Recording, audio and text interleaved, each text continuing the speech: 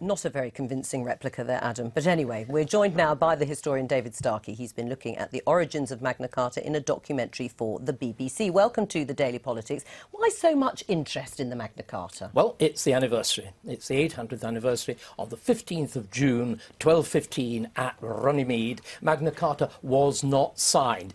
Your wretched thing. It was probably that's sealed. Right. And we saw there the Great Seal of England being now, done. Tell us about the 4 copies. They can't be identical, I presume, these 4 They remaining are roughly. copies. Are they? No manuscript is identical. Obviously, each clerk varies. But these are the documents that were sent out, because not only was Magna Carta actually agreed at Runnymede, copies were then distributed, because this is a working document. And remember, we think of this as just a kind of grand constitutional settlement. England's in the middle of a revolution. London has been captured by the barons. The king actually has a gun held to his head to sign this thing. It's done under coercion, it's done under threat, it's a failed peace treaty. Within less than 7 weeks, Magna Carta has failed. Right, so then, I come back to that question again, why did it and has it remained so important and significant if it was, as you say, a failed peace treaty for rebel barons? Right, let me explain. It was pioneered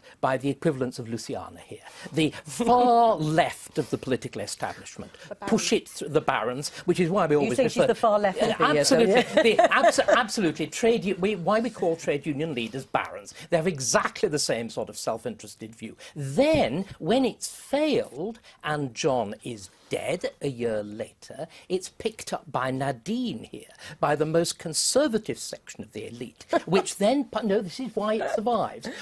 And another version of Magna Carta is issued in 1216, which leaves all the controversial bits out, but keeps all the good ideas about law reform. Staying above the law, or that everyone is... The whole business, but let's continue what else it does. It keeps freedom of trade, it defends the rights of the City of London, it defends the rights of merchants, and you know what it does most of all, going right back to Digby Jones. No, just let me finish. We're leaving out the... I was going to say, are you not going to get Tom Brady? That's all I was going to say. Let me just finish. What it does above all, and this is where the great basis of Magna Carta lies, it defends property right.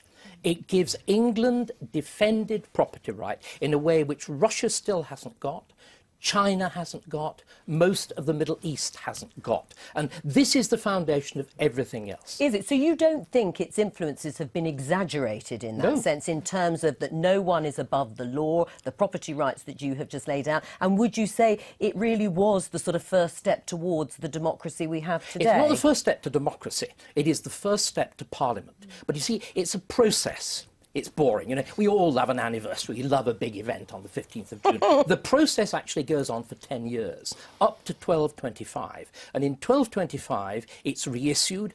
Of course, originally, that reissue of 1216 is by a little boy. You've got to wait, and Henry VIII. You've got to wait. This is good.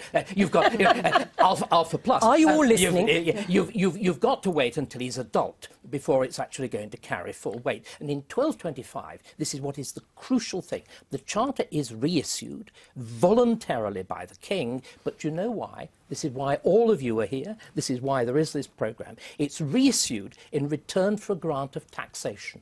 In other words, this is the direct origin of representation. Representation and taxation. Yes. It's not democracy. On the other hand, the Charter is unique in Europe in saying that it is issued not just on behalf of the barons, not just on behalf of the church, not just on behalf of the rich, but everybody. It actually uses the word everybody in the realm. And moreover, and you will love this, everybody had to pay that.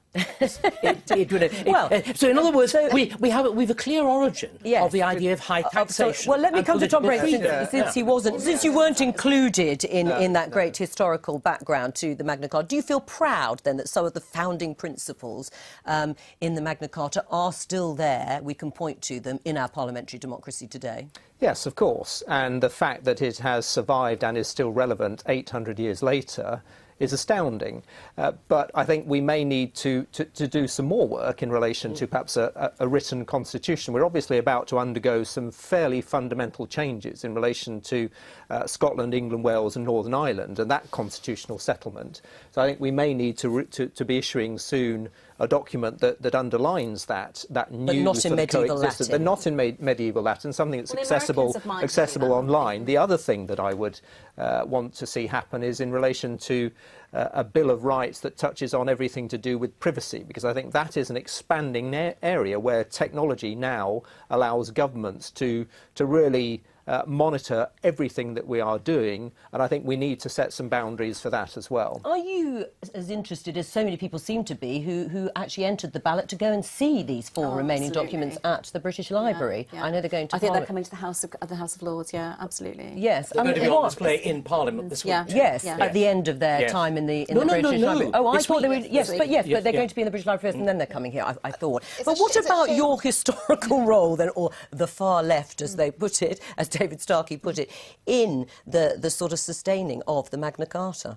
Well, it was an important thing that brought together everyone and made sure that everyone had that voice. It was why Parliament was formed, to bring people together 3 times a year. And it's interesting that that's where constituencies came from, because all the areas of the country received a copy of the Magna Carta, and that was the basis from which they put forward representatives. Tom makes a very important point. What Magna Carta did, and what the succeeding decades of the 13th century do, they come up with something very much like the modern Parliament. A House of Lords and a House of Commons with elected representatives. But you know, what was the latest wheeze in 1265, which is the first Parliament, is looking ever such a little tiny bit tattered by now. It's all very well for us to boast about the antiquity of our political system, but things wear out. And what's really striking is what the Americans did in the 18th century, because Magna Carta is their inheritance. There were also in the British Library exhibition, we're going to be seeing the Declaration of Independence and their Bill of Rights. They looked again at Magna Carta and they asked the fundamental question, how do you enforce it? Right. See, and is that what you would like to see, isn't it? Just quickly,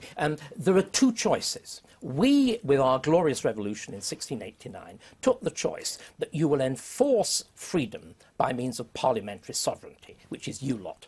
And what... America took the choice that it would enforce it by law and by a Supreme Court.